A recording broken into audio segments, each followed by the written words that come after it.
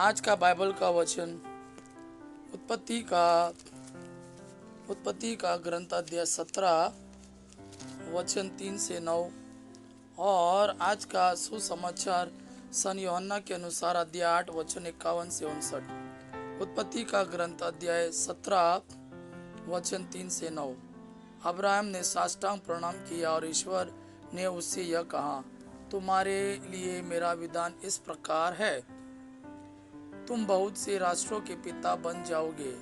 अब से तुम्हारा नाम अब्राहम नहीं बल्कि इब्राहिम होगा, क्योंकि मैं तुम्हें बहुत से राष्ट्रों का पिता बनाऊंगा। तुम्हारे असंख्य वंशज होंगे।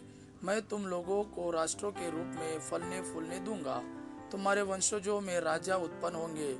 मैं तुम्हारे लिए और तुम्हारे बाद तुम्हारे वंशजों के लिए पीढ़ी दर पीढ़ी अपना चिरस्थायी विधान निर्धारित करूंगा। मैं तुम्हारा और तुम्हारे बाद तुम्हारे वंशजों का ईश्वर होऊंगा। मैं तुम्हें और तुम्हारे बाद तुम्हारे वंशजों को यह भूमि प्रदान करूंगा जिसमें तुम निवास करते हो, अर्थात कनान का समस्त देश। उस पर सदा के लिए तुम लोगों का अधिकार होगा और मैं तुम्हारे वंशजों का ईश्वर होऊंगा। प्रभु ने इब्राहिम से यह भी कहा, तुमको और तुम्हारे बाद तुम्हारे वंशजों को पीढ़ी दर पीढ़ी मेरे विधान का पालन करना चाहिए। आज का सुसमाचार सन यूहन्ना के अनुसार अध्याय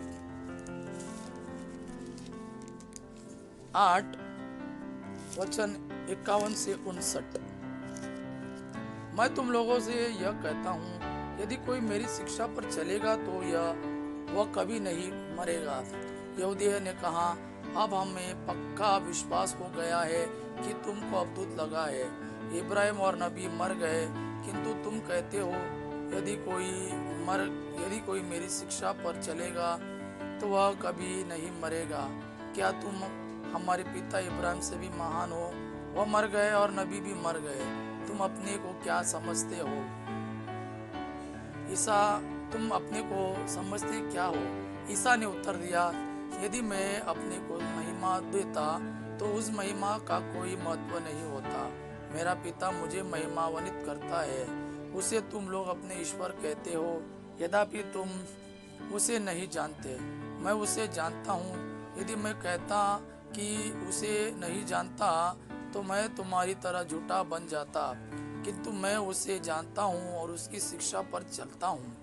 तुम्हारे पिता इब्राहिम यह जानकर उल्लसित हुए कि वह मेरा आगमन देखेंगे और वह उसे देखकर आनंद विभोर हुए। यहूदियों ने उनसे कहा, अब तक तुम्हारी उम्र 50 भी नहीं है, तो तुमने कैसे इब्राहिम को देखा है? ईसा ने उनसे कहा, मैं तुम लोगों से यह कहता हूँ, इब्राहिम के जन्म लेने के पहले से ही मैं विद्यमान हूँ। इस पर लोगों ने ईसा को मारने के लिए पत्थर उठाए, किंतु वह चुपके से मंदिर से निकल गए। यह प्रभु का वाणी है। प्रभु को धन्यवाद। आबा पिता की महिमा और पुत्र यीशु का प्रेम आप पर सदा सर्वदा बना रहे। आमीन।